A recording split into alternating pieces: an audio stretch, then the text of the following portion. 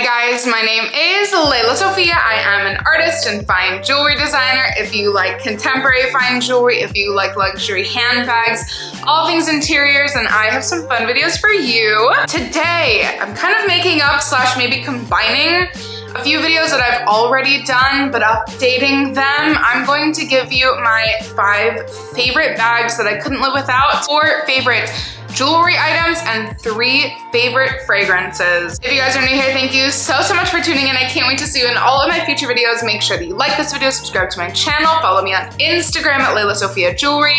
I put out videos every Wednesday, Friday, and Sunday, and so I cannot wait to see you guys in the next one. Let's start our countdown with 5 of my favorite bags that I truly can't live without. I was really debating because there are 2 of my bags that I just love so much and like I really would, for functionality purposes, have, but I just went ahead with like the bags that truly, if something happened to them, I would immediately try to find another. And I have to start with the bag that kind of started this whole thing. This is my vintage Chanel camera bag. She looks so unassuming, but truly, I love this bag so much. You guys who have been watching me already know, so I won't yammer on for too long, but there's also a lot of new people here. Thank you, thank you. I just love her so much, and honestly, the camera bag style is so underrated. I feel like digitally, it's very hard to like get the magic of a camera bag, and as soon as you wear it, this has just been like the most functional, amazing bag of all time, and then it also just like adds the cutest little vintage cool pop to any outfit. For so long, which I kind of feel like I actually haven't maybe found just because the strap is a little bit high on me, it's a little bit short. My Gucci Dionysus bag, also my Givenchy mini Pandora bag, those 2 were like my crossbody camera bag styles without a top handle, like icons. They were so good. They fit a little bit more than this girl. They're durable. I don't know, something about them were just like so magical. I still feel like I haven't really found that, but I've also migrated into top handles. So for my camera bag, crossbody bag, she is like truly the perfect one. And then I found my Bottega chain pouch, which you guys, I promise you, on the pre-loved market, the prices are so incredible. I just saw Romina Rosemary talking about one at Vista Village. And honestly, like I would get this in multiple colors. This is maybe one of the only bags, other than the bag I'm gonna talk about next, one of the only bags that I would duplicate. You guys know I like to keep it tight, capsule worthy. And this is just such an incredible bag. Again, like you guys know, I dress so basic. And as soon as I put her on, I'm like, I'm put together. We're ready for the day.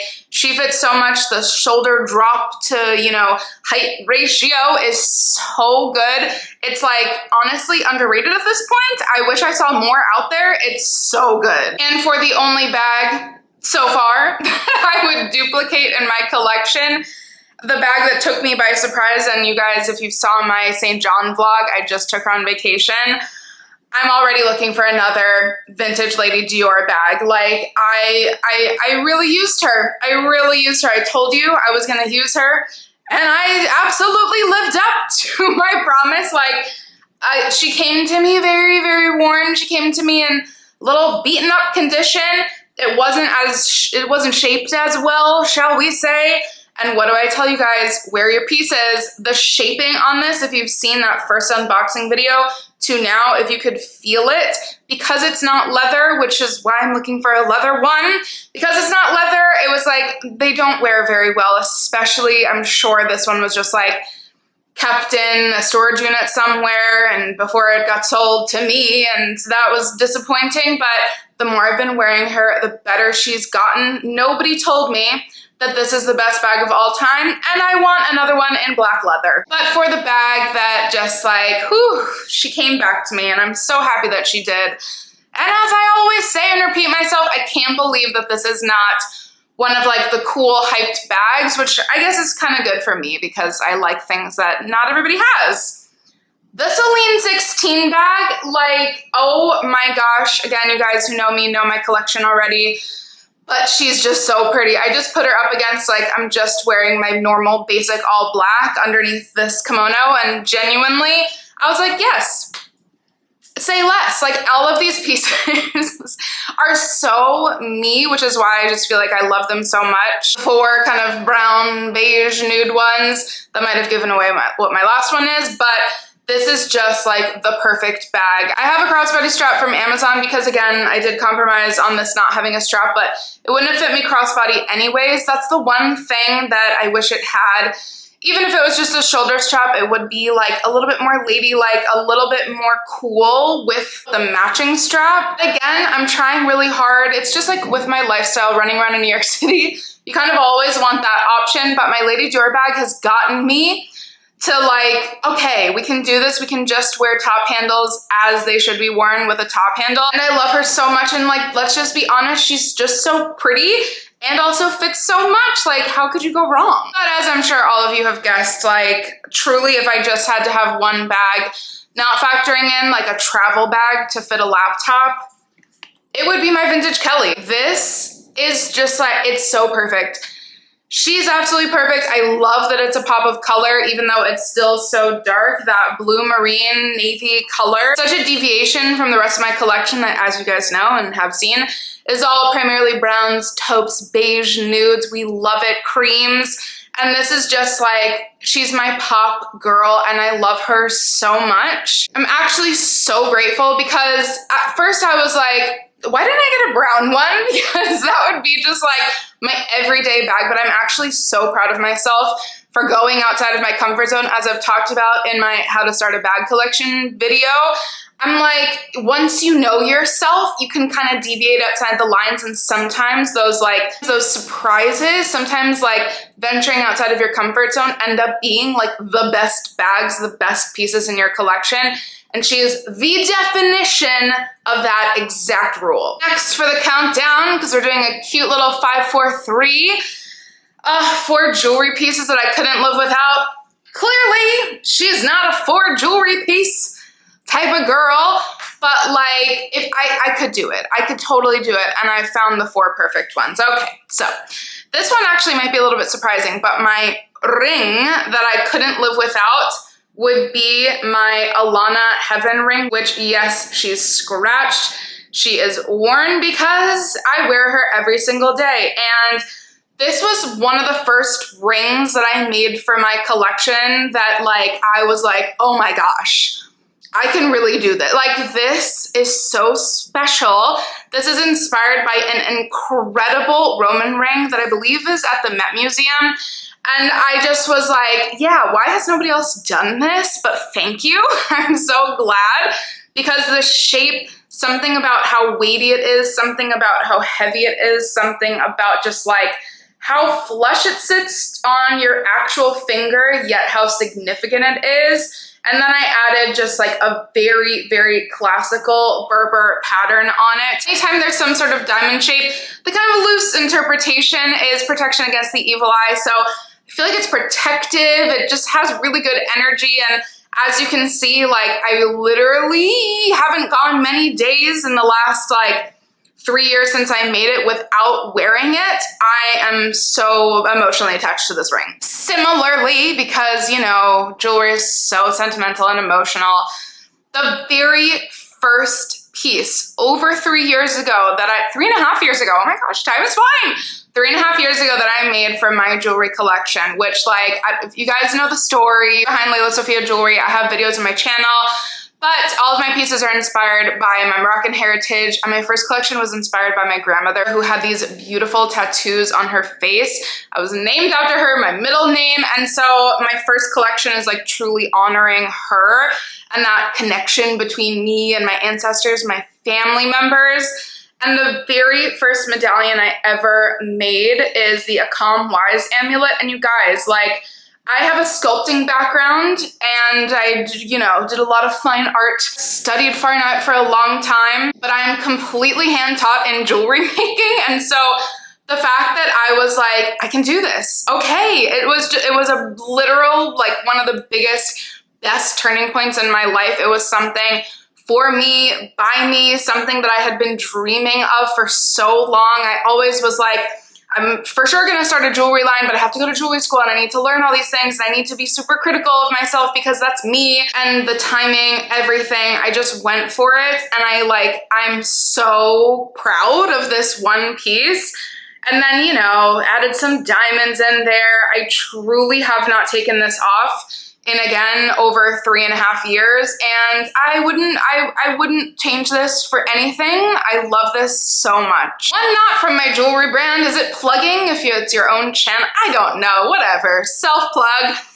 Of course, like, I really probably couldn't live without my Ubri Eternal bangle. This was the first bangle I made, and again, same thing, truly haven't taken it off. But, like, my Juste un Clos from Cartier, which I do have an entire video on, including the ring that I have. This was my first bangle. I think I've probably said this before, but I was always very self-conscious of my arm size, which is a horrible, like, it's absolutely ridiculous to be self-conscious of that. I'm working on it. And so I never wore bangles. I always was a necklace layer gal, rings, and I started wearing chain bracelets. And then I kind of got over my insecurity. And for years, like, I bought this 5 years ago. This was my, still to this day, biggest purchase for myself, like 5 times 2. I believe how much the prices have gone up. Honestly, like, this is so, again, sentimental. Even when you have your own jewelry line, like, it still becomes sentimental. Each piece, each edition is like so profoundly meaningful. And this just represented, like, I was kind of majorly shifted in my life. I wanted really, I'm not the best gift receiver. And so, you know, all of my pieces, I primarily purchased for myself. And that, like, okay, we're growing up, all of that stuff, everything really meant so much to me. And this was my first bangle that kind of started this ridiculousness. So this is just so sentimental, so meaningful to me. And as we know, I have an entire video again in my channel if you guys want to watch. I used to be an curated ear girly, okay? I was a New York adorned, if anybody remembers that J. Colby era. This was literally 8-9 years ago, curated ear, and then it went to Maria Tash and all those things. I've since taken out all of my piercings except for 2. I have a little just Diamond Eternity and my little piercing over here. But as soon as I made my first ear cuff, and then I made this guy, this is one of my newest pieces, just over 6 months ago, the wave ear cuff, and I said to myself, you've done it.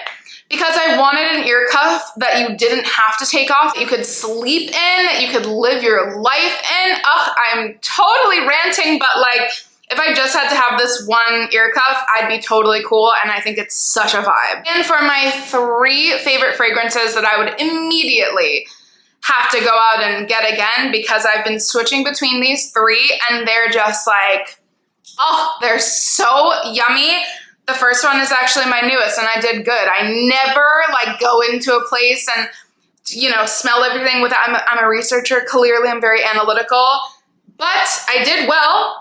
At Diptyque, this is Eau Dwell, and when I tell you this fragrance is me in a bottle, I love this so much. It sits somewhere between like sexy, kind of sultry, masculine, and feminine. It's clearly vanilla based, but there's still those yummy woody notes. There's like light floral notes. I'll put the notes on the screen because my descriptions are probably gonna be horrible. But this, I think, is like, maybe, you know, maybe people would want to wear this primarily during fall and winter, but I'm a like yummy, woody, earthy fragrance person all year round. And so this is like not going too Vanille Antique from Byredo, but still so yummy, so sexy. Truly, I think this is like the first fragrance that I truly fell in love with. Kindly was gifted this as a second bottle. This is Gentle Fluidity Gold by Maison Francis Kurkdjian. Yes, I would say, right, like most popular fragrance house of the last like 3 years, in my opinion. This fragrance, like, this is feminine yet sexy. You guys know I'm not a floral, I'm not fresh. I love my earthy, woody notes, and this is such a beautiful diversion from that. There's juniper in there, so it makes it a little spicy, but otherwise it's vanillic, but not like sweet vanillic. It's so, actually some people have said it smells really sweet. I don't smell that personally. This is the definition to me of a feminine fragrance that works for so many different people and all genders, in my opinion. I love this so much. And lastly, which I think like really, I have a hard time picking between this and Gentle Fluidity Gold. Celine black tie, my goodness, like look at how much of the bottle I've gone down in just the last 6 months. I love this fragrance so much. Who knew? I think I'm a mossy type of gal. I really like powdery, mossy, vanillic fragrances. Who knew? All three of these, like, there's hints of floral without it being floral. I had no idea that I love iris so much. I had no idea that I love violet so much. Those are my two flowers. This is kind of like, I've reached the pinnacle of like, yes, it's a little bit new, it's fresher, it's not that deep, sexy, smoky. It's light, it still feels really feminine, but this on a man, oh my gosh, would be so yummy. I'm just like, she's me in a bottle. Guys, that has been my 5 favorite bags, 4 favorite jewelry pieces, and 3 favorite fragrances. I just love, like, you know me, analytical type of girl. I love figuring out what works so that I can be informed purchasing forward and not just be trigger happy and buy whatever it is that I think is pretty. I'm obsessed with all these pieces and I can't wait to hear all of your thoughts. What are your favorite pieces in your collection and what do we all need to be considering next? As always, I'm so grateful. Thank you so much for watching and I'll see you next time. Bye guys.